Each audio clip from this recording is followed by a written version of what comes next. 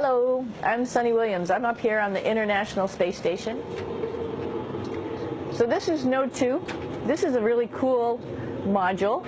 Of course, most of these modules you'll see they have 4 sides, and they're put together. That way we could sort of work on a flat plane, either a wall, a floor, another wall, or the ceiling. But you know, again, all you have to do is turn yourself and your reference changes. The reason I'm bringing that up is because this is where 4 out of 6 of us sleep. And so people always ask about sleeping in space. Do you lie down? Are you in a bed? Not really, because it doesn't matter. You don't really have the sensation of lying down. You just sit in your sleeping bag. So here's one sleep station right here. I'm going in right now. You can follow me if you want. So I'm inside. It's sort of like a little phone booth, but it's pretty comfy. I've got a sleeping bag right here that we sleep in, so we don't have sort of like a little bit of a cover. We don't fly all over the place. But you know, you can sleep in any orientation. I have it sleeping, feeling like I'm standing up right now, but like you saw, I'm on the floor. But it doesn't matter if I turn over and I sleep upside down. I can't have it. I don't have any sensation in my head that tells me that I'm upside down, so it really doesn't matter. The sleep station is also like a little office. We've got a computer in here. As you can see, we've got a couple little toys. I've got some books. I've got some clothes and other things that make it sort of like home. I'm coming out. And just for reference, that's one sleep station. This one's another. Right here. There's one on the ceiling, if you want to call it. Right here. And then there's a 4th on the other wall over here. So all of us sleep in a little bit of a circle. All right, come on back. There's more to show you.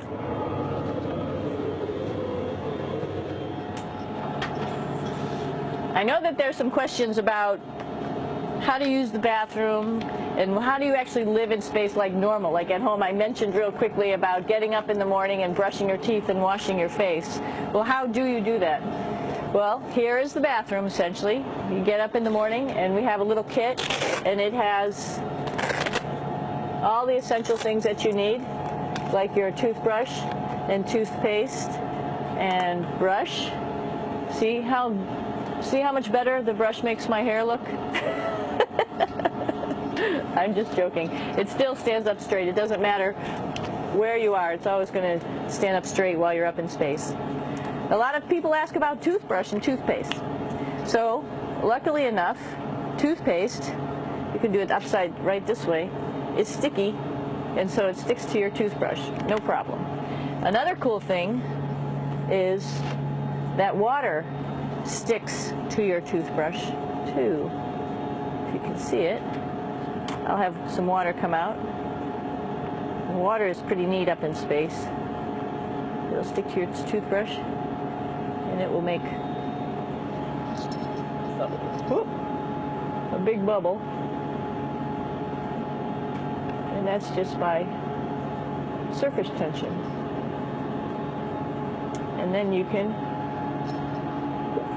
drink it.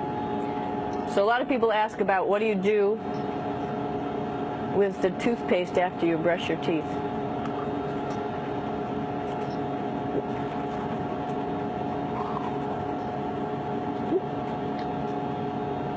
Two options. Swallow it, and it's sort of like mouthwash, but it tastes a little gross.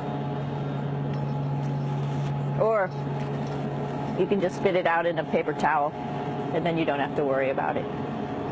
Swallowing thing I wouldn't recommend at home. I'm only up here for 4 months, so it's not that bad. One of the most pressing questions about living in space, of course, is the bathroom. So let's take a look at that little piece of work. Come on in.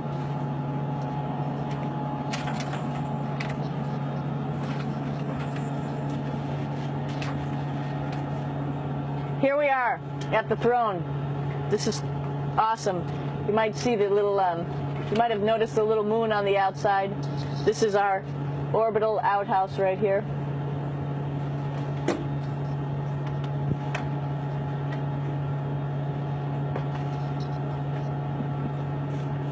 And of course, it serves for two functions. Number 2, right here. I'll show you.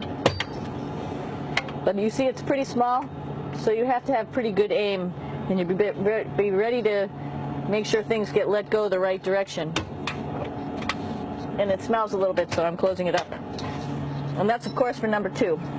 And this guy right here is for number 1. So they're sort of two slightly separate functions, but you can do a little, essentially both, by hanging on right here and doing number 1 and number 2. I might add it's color coded, so you really don't get it mixed up, which is nice. This is yellows for number 1. And also there's a selection of paper. People always ask about toilet paper. What do you do with toilet paper? What kind of toilet paper do you have? We have gloves, just because sometimes it does get messy.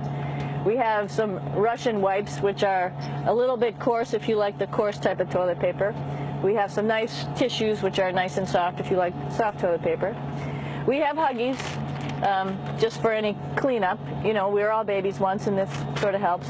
And then if things get really out of control, we have disinfectant wipes, just to make sure we clean up here. Because, you know, just like the water I showed you, the number 1 stuff can sort of go all over the place if you don't aim correctly. And did I mention both of these have a little bit of suction, so they should keep things going in the right direction. But like I said, sometimes things get a little out of control if you are out of control yourself flying around. So we have lots of protective stuff. And of course, you do have your privacy. Here's a little door.